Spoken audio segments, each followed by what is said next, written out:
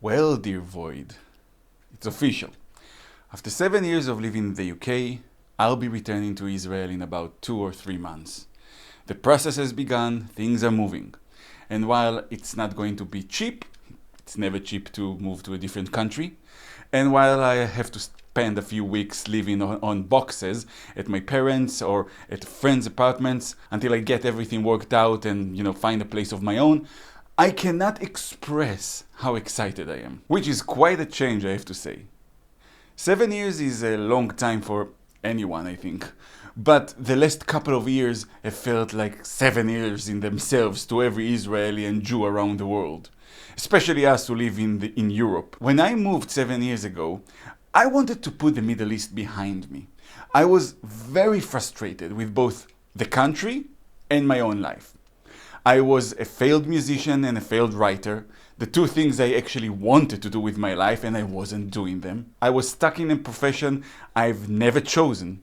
Programming started more as a hobby for me, and it turned into a profession because I was tired of getting angry phone calls from the bank. And I just ended a very unhappy marriage. And then there was the political situation. For most of my life, from my teenage years, I was politically active, mostly on the left or the center-left side of the map. I was in youth political movements, I demonstrated, I spoke of issues, I registered to parties, I wrote about issues. I was so vocal in social media that I started gathering a small following, and Israeli Big Brother, the reality show, they actually contacted me at one point and offered me to come and be on the show because they thought I'd be a provocative addition that would start drama. I told them thank you, but I'm not a dancing monkey. Because you see, I was vocal and active because the topics mattered to me. From a very young age, I felt Israel can and should be an incredible place, a cultural and social superpower. And I felt that there were three things that stood in our way. One was the conflict with the Palestinians, which had to be resolved, one way or another. Two, the complete separation of synagogue and state. In that aspect, Israel is very different from modern Western countries. While the world was discussing gay marriage, Israel didn't even have civil marriage. You have to go through rabbinical authorities whether you like it or not. In fact, the state didn't recognize my own marriage because we refused to register with rabbinic authorities. And then there's the way religion is pushed on secular schools and in public places like hospitals. I thought Israel should be as the founders imagined it, a secular, liberal, Jewish state. And three, corruption in politics and a shaky democracy that comes from Israel not having a proper constitution. The situation we're in right now, where Netanyahu is trying to turn Israel into a Russia-style country where all the power is centered in one place, is happening exactly because Israel doesn't have a proper constitution. So those things I thought were keeping us down and were very, very solvable.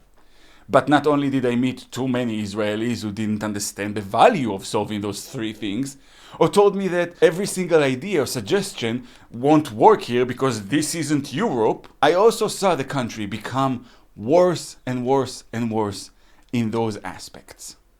When Netanyahu was re-elected in 2015, I made up my mind to go away. I saw the coalition he was going to have, and I said, this government will lead us to an economical, social, and political disaster.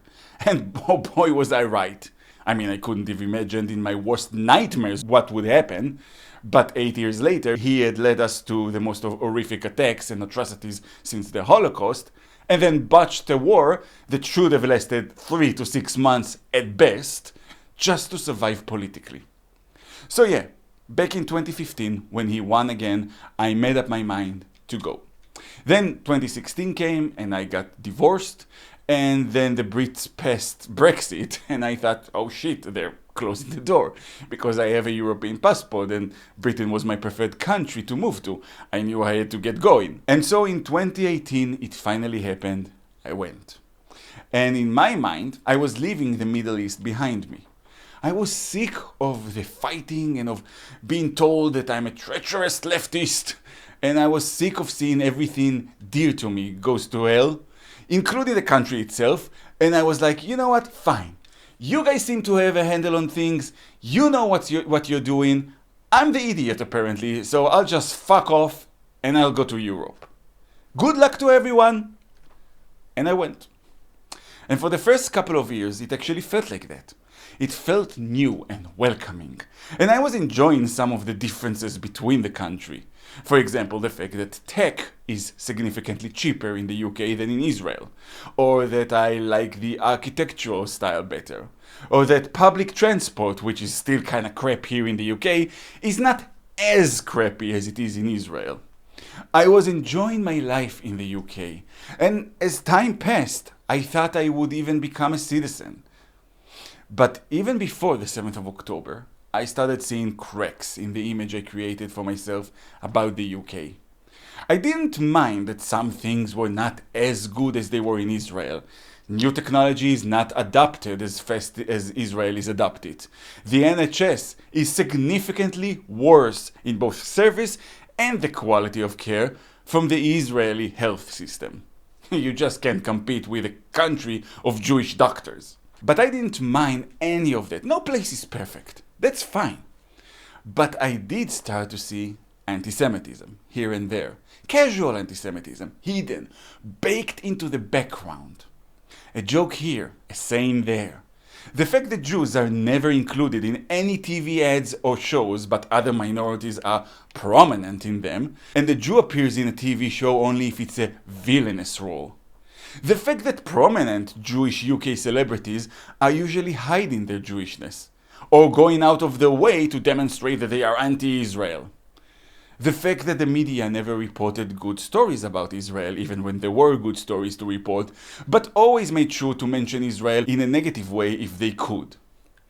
And I heard anti-Semitism uttered at me, personally. And that was for the first time in my life. And when talking to friends, fellow Israelis who moved to Europe too, who lived in Berlin, in Dublin, in other European locations, we all basically had the same feelings and the same stories. Worse were the experiences of children. Children were bullied and beaten in schools. And it seems every Israeli family who moves to Europe have that story if they have kids. And then, the 7th of October happened. Now, by that point, I was already homesick and was thinking of having a long visit to Israel.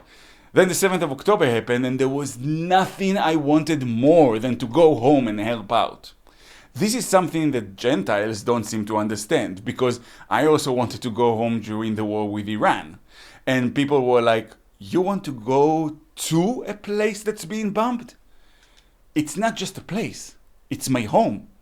And that was my greatest realization.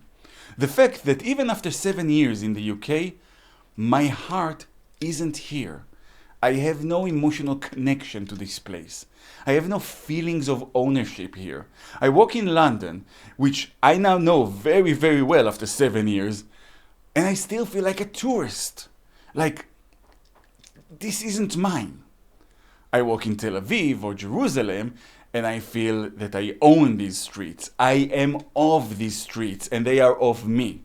I have no other country. Even if my land is burning, only Hebrew can truly penetrate my soul. That's a quote from a famous Israeli song, and I believe in it now more than ever. Then, of course, I saw the explosion of anti-Semitism across the West since the 7th of October. I saw them dropping the masks completely, showing their true 1930s Nazi-style faces. And it affected me personally. Not only is it not nice to live in a country where people are allowed to march every week and call for you and your family to be murdered, and it's fine, but then a housewife writes a tweet about immigrants and she goes to prison. Yeah, the UK has lost its mind completely. But that's a topic for an entire video on its own. But not just that, it became very difficult for me to make a living here. I had to leave my job in which I was for 5 years after my manager was replaced with this Irish anti-Semitic cunt who immediately began bullying me and trying to make me leave, going all the way to the point of talking to my direct reports behind my back and trying to get them to give him dirt on me.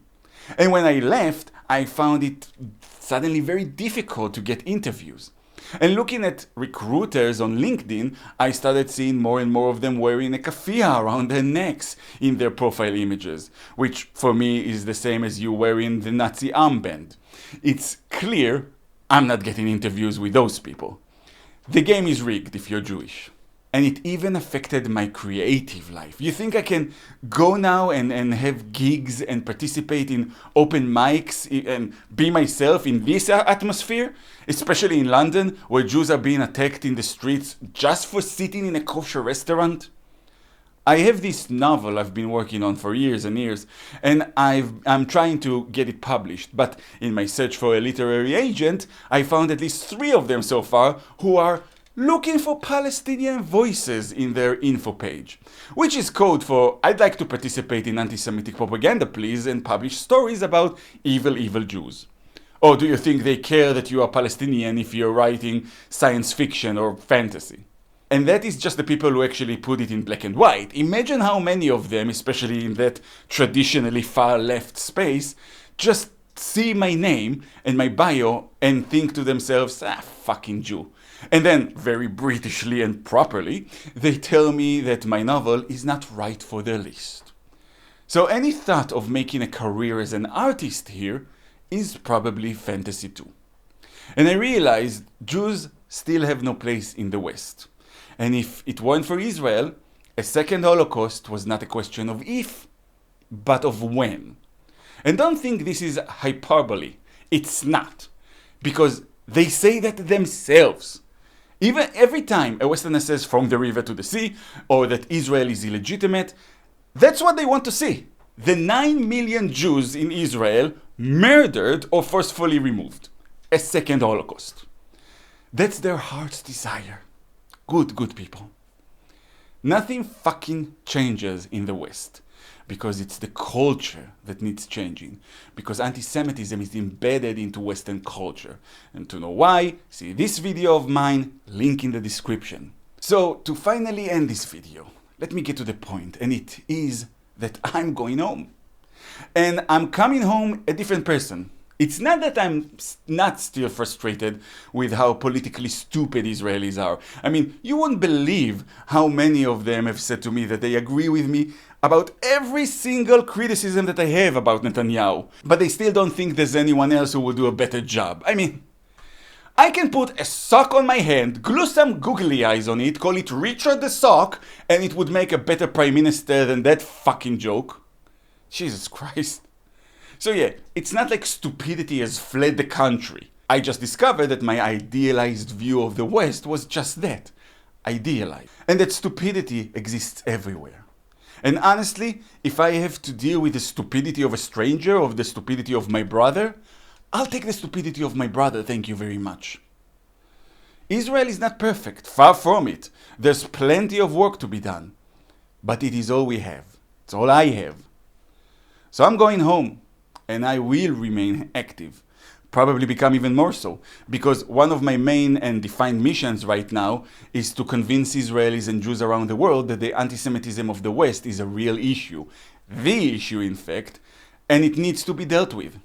Most Jews who live in the West know this, but you won't believe how many Israelis don't. Every single time I talk to Israelis who never lived in the West, just visited, they would say that immigration of our cousins to Europe is the problem. They are bringing anti-Semitism to the West.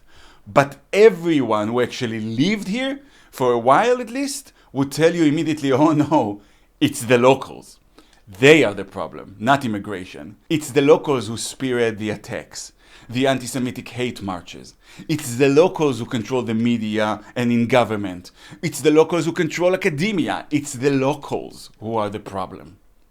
And I will dedicate a big chunk of my time to make sure Israelis understand that, and that our dependency on our dear, dear allies needs to be re-examined, and that our alliance should come with a price, and that there should be consequences for betraying us, as they had in the last 2 years. But first, I'm going to go home, go to the beach. I miss the beach. And have a fucking proper Israeli breakfast. An omelette or scrambled eggs with an assortment of soft cheeses, buns and salads. That's breakfast, not the toxic oily mess that the British think is the definition of the word. And maybe I'll make a few videos on this channel from Israel, like maybe a bit more educational side, you know. We'll see. But I'll probably still rant at the void regardless, so I'll keep you informed.